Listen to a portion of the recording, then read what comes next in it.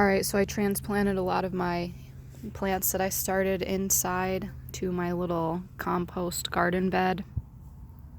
So a lot of these plants are in shock, and this is day 2 or 3 of them being outside. None of them have died yet, which is cool. So I have my tomatoes over there, which I need to reinforce so that they stand upright. I need to add a little bit more of that mesh garden wire. And then I have my sweet potato, which should be ideally planted in a deep planter, but I don't have that, so I'm not holding my breath that anything will come of this. And then I noticed that I do have some different things sprouting up on their own. This is, I think, tomato. And then that little seed over there, I think, is either some type of squash or maybe cantaloupe. And then I have my pumpkin seedlings, sprouts. There's one there, one there. I'm hoping that those take off, and they'll probably take up most of this garden bed space. And then I have my carrots that are looking pretty rough over there. Again, probably need a deep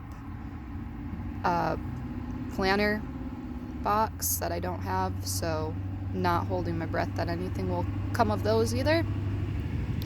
And I have garlic right here, which I originally planted it just in the dirt, but the water keeps pooling over here, and I was afraid that it was just going to get stepped on, so I had Kaylee plant it right here, and it's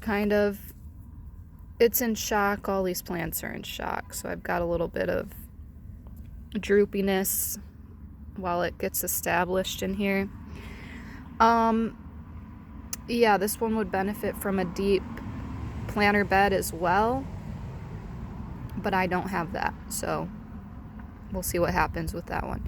And then I have my lemon tree. Haven't planted any of my trees in the ground because they need to get a little bit stronger, grow a little bit more before I do that. And I'm not sure where to plant them in my yard. So my lemon tree, some of these leaves are doing really good, but this one's pretty droopy. I think it's just in shock. And the water, I'm trying to keep all of these super hydrated because it's so hot still. The water in this planter is not really draining well, which is okay because it's so hot, but I think that's also causing this to happen, or it's just shocked. I'm not sure. It'll take a few more days, but it's not dead, so that's cool. And then I have one of my mango trees right here, which is doing a lot better than I thought. I thought it was gonna die. And then I have another mango right here, which has some additional leaves that sprouted. But the leaves are curling up, and I'm not sure if that's just dehydration, lacking nutrients, or just from the heat. But I'm trying to be vigilant with the watering right now since it's still super hot. Don't have a shade for any of these plants, so I'm just doing what I can.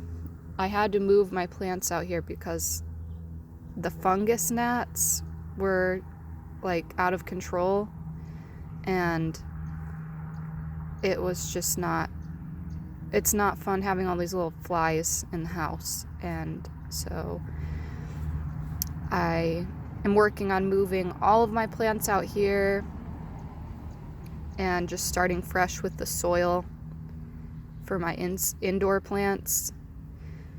I am really happy with these peppers because the last time I tried to plant the peppers, they immediately died, but these guys are still hanging in there. And it's not quite as hot as it was before. Like when I tried to plant them before, it was, 115, 100, and it's just super hot. Super brutal with the sun. And it's still hot, but we've had a lot more cloudy days this week, And so I think it's a good time to kind of transition them. We've definitely had some hot days, but like today's not as hot.